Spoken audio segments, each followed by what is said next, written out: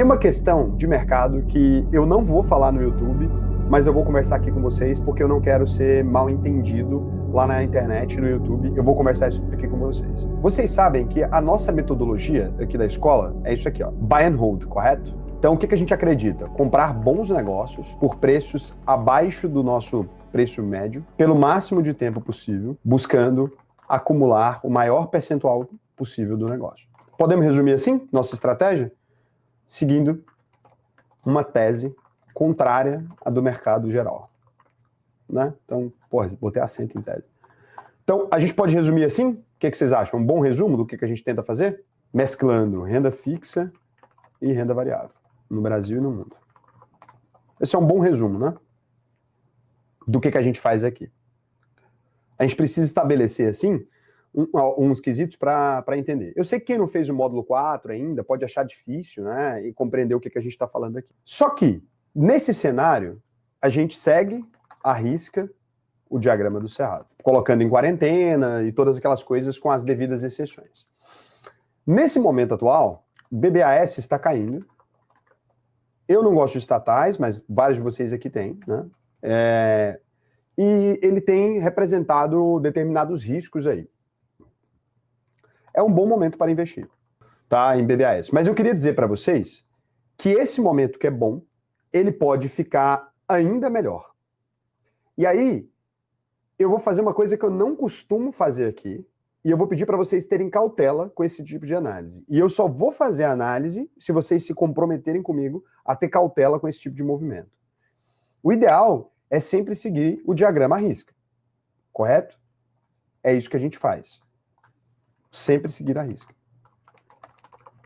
Mas, especificamente no caso do BBAS, eu queria pedir para vocês esperarem o resultado trimestral.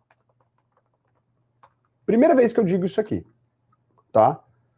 Vou dizer para vocês, essa é a orientação agora na nossa consultoria e essa é a orientação para vocês também.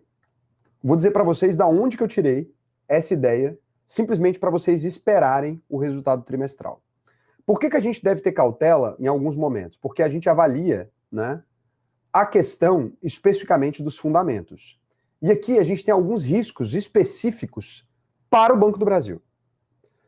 Que riscos são esses? O Banco do Brasil dominava 100% da carteira de crédito do agronegócio. Não era 100%, mas bem próximo. Ou seja, todo o dinheiro para plantar e replantar e plantar, colher, comprar colheitadeira, etc., era dependente dele. Não era possível clientes do agro não pagarem suas dívidas.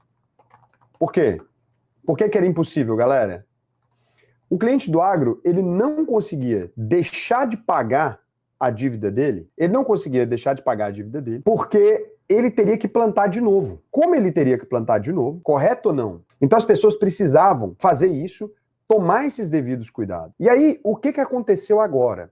Entraram novos players no mercado e a carteira de crédito dele é de 50%. Max, em vez de, cara, ficar perguntando sobre outros ativos, etc., você podia prestar atenção na explicação, cara. Eu não vou falar de outra empresa. Eu falei que eu vou dar um detalhe específico, tem nada a ver com falar de VEG, VEG tá perfeita, segue tudo como sempre foi. Qual foi a primeira coisa que eu disse antes de começar a explicação? Pessoal, tomem cuidado com esse tipo de análise. Sigam estritamente o diagrama do Cerrado.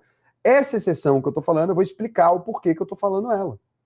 Aí vocês pegam e querem levar para todo lugar. Entendeu por que não é bom falar sobre ativos com vocês? É por isso que eu não gosto. Porque se eu falo sobre um ativo, vocês começam a fazer histeria com todos os outros. As análises com relação a 100% dos outros ativos permanecem a mesma. A mesmíssima de sempre. Aqui tem uma questão, uma mudança nos fundamentos de Banco do Brasil que ainda não estão ali. O Denilson está falando, bloquear o chat. Não, não vai bloquear o chat. Aqui todo mundo é adulto. É assim que funciona. Todo mundo é adulto e vão aprender. A gente vai conversar e vai funcionar. Então, a carteira de Banco do Brasil, ela não é mais uma carteira majoritária. Não todo mundo mais é obrigado a pegar empréstimo lá. Isso por si só abriu margem para aumentar a inadimplência. Compreende isso? Se eu tinha 100% do mercado, eu caio para 70%, eu caio para 80%, você concorda que agora existem outras alternativas? E aí eu posso deixar de pagar esse crédito agora. E se eu deixar de pagar esse crédito agora, eu não fico mais fora do mercado. Eles eram obrigados a tomar do BB antes? Basicamente, porque não tinha outros players oferecendo. Agora tem. E você tem CRA, você tem outros meios. A inadimplência do agronegócio está aumentando na carteira de crédito. Eu sou o único que empresta para o agro. Se você se queimar comigo, já era. De repente, surgem 4 outros. Do nada. Evolução do mercado. Agora, você pode se queimar comigo, com fulano, com ciclano, etc. Concorda que antes quem só pagava por conta disso vai passar a não pagar? Ou atrasar? Ou não? Era só um cara. Agora você tem mais gente que pode não pagar. Mas se eles não pagarem, como consegue o outro? Cada um tem sua própria análise de crédito. E as garantias que o Banco do Brasil se acostumou a utilizar, por conta disso, o cara começou a tomar crédito com várias pessoas e agora ele pode escolher quem que ele vai manter o crédito ou não, ou quem que ele vai pagar ou não, ou como que ele vai fazer. O Banco do Brasil começou a ter determinado índice de inadimplência que saiu no relatório anterior. Várias empresas estão aumentando a alavancagem delas. As garantias que o Banco do Brasil pedia, como ele era dono do mercado todo, as garantias muitas vezes era a própria plantação de soja. Então ele foi tomando um risco um pouco mais acelerado. Quando eu conversei com pessoas do mercado, com alguns gerentes, conversei com alguns amigos meus, peguei alguns números, né? Eu tô lá no CTA, que é o Conselho Temático do Agronegócio, eu sei que vocês sabem, Goiás é um dos maiores produtores, né? Quando a gente viu lá, várias pessoas começaram a dar umas pedaladas no Banco do Brasil, pagar um mínimo de juros, né? Ou seja, entrar num ritmo acelerado para correr risco para ir para a inadimplência. Eu creio que esse número que a gente viu agora pode ser um número um pouco mais forte. E para além disso, a gente teve um problema na exportação, na cadeia de exportação agora. Então o café, por exemplo, já está com taxa nos Estados Unidos, a carne está com taxa. Vocês entendem que isso aumenta ainda mais esse ambiente de risco? Como empresa de outro com nome sujo, o cara atrasa, mas tem que limpar. Não, não tem que limpar o nome. Não tem, porque o cara está tomando crédito de vários lugares. O cara está tomando crédito de um CRA que ele mesmo emitiu. Ou de um CRA que um brother dele emitiu para ele. Ele pode só escalar essas outras estratégias. É aí que tá. Os caras arrumaram outras soluções para conseguir esse dinheiro e não necessariamente eles têm que pagar o valor total. Eles podem negociar, eles podem entrar em inadimplência e negociar depois, eles podem fazer várias coisas. Já está acontecendo, pessoal. Eu acho que esse relatório que o Banco do Brasil vai soltar, ele pode vir, né? Não tenho certeza, não é uma informação privada nem nada. Olhando para o mercado, eu acho que esse relatório ele pode vir um pouco mais sujo que o anterior. Então ele pode ter que fazer uma provisão ainda maior. E aí ele vai ter que perder patrimônio líquido para fazer essa provisão e essa coisa toda. Então eu creio que talvez os números, né, do Banco do Brasil venha mais complicado. Vamos fugir do CRA agora. Não, o CRA não tem nada a ver. Eu disse especificamente para tomar cuidado com o Banco do Brasil, especificamente o Banco do Brasil, até ele soltar o relatório. Só isso. Cara, é só. Não é para vender, não é para fazer nada. Se você ir aportar agora, espera um pouco mais, porque você pode comprar ainda mais barato. Sem interpretações aleatórias. O PDD ficou abaixo e eu acho que ele pode ficar abaixo ainda. Pode ficar acima ainda. O PDD está baixo, previsão para devedores duvidosos, eu acho que ela pode aumentar. Mas não tem como com o tempo o banco se recuperar. Claro que tem, cara. A gente não está falando para não investir em Banco do Brasil. Gente, pelo amor de Deus, a única coisa que eu disse é esperar o relatório. Entendeu porque é muito ruim falar de ativo para vocês? Falei, olha, espera o relatório, porque pode ficar ainda mais barato para quem quer investir na empresa. Só se esse relatório vier ok, segue o baile, né? Porque era só uma previsão que eu fiz que errou. Se não, se esse relatório for ruim, investe. Não é para vender, não é para fazer nada. Se vier o relatório ruim, você vai ter a empresa reprecificada, pode fazer sentido investir mais. Ah, ou pode demorar a recuperar. Normal, tá? Esses eram os pontos que eu queria falar com vocês. Tem uma estimativa de quanto pode cair? Gente, mas ninguém disse que vai cair. Eu nunca disse que vai cair. Importante a gente entender isso, beleza? Então não é que vai cair. Como que a gente pode calcular quanto vai cair se a gente nem sabe se o problema existe ou se ele é uma suposição que eu fiz? Baseado em fortes indícios da realidade. Significa que eu estou certo?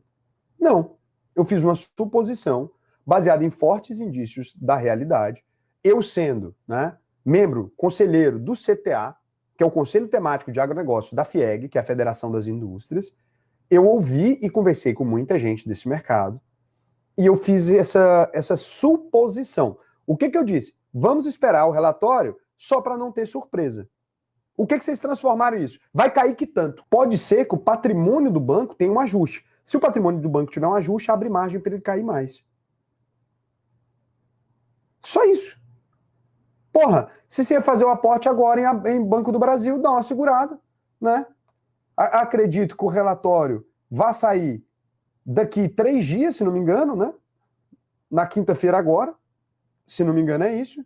Você espera e faz os seus investimentos. Se você quiser aprender qualquer saída para você, você vai vir aqui, alvp.com.br, clica no botão Faça sua análise de perfil, preenche o questionário, né? Responde as perguntas com cautela, com calma. Eu vou entender qual que é seu momento de vida e eu vou te ensinar a investir no Brasil e no mundo inteiro. Raul, sinto muito te dizer, né? Eu não tenho patrimônio aqui de 2, 3 milhões, 5 milhões. Eu não tô no lugar para fazer curso. Tem lugar aí me oferecendo para tomar conta do meu patrimônio, etc. Na UVP, a gente acredita num cenário um pouco diferente. A gente tem consultoria para patrimônios gigantescos. A gente é dono da UVP Capital, consultoria top 1 do ranking do BTG Pactual, que é o maior banco de investimentos da América Latina. A gente tem isso também. Só qual que é o ponto? Se você entrar para se educar na UVP e você aprender, eu consigo gerir sua carteira muito melhor. Não é que a gente não tenha consultoria, a gente tem. Só que a gente prefere que o aluno entre primeiro na escola, aprenda. Essa arrogância de não quero aprender, sou rico demais para aprender, é isso que te faz ficar na mão de outras consultorias que o cara tá te enganando, tá te passando para trás. Então aqui não. Aqui você primeiro aprende, a gente te ensina tudo que é necessário para cuidar da sua carteira. Depois, se você quiser, eu pego ela para cuidar para você, para te economizar tempo. Então, para quem tem mais dinheiro também funciona, para quem tem menos dinheiro funciona. O caminho inicial é a educação. Não adianta nada você ir no lugar que está fazendo o melhor trabalho do mundo se você não tem confiança naquele trabalho. É por isso que os nossos clientes não migram para lugar nenhum. O cara tem confiança no trabalho que a gente está fazendo porque ele aprendeu.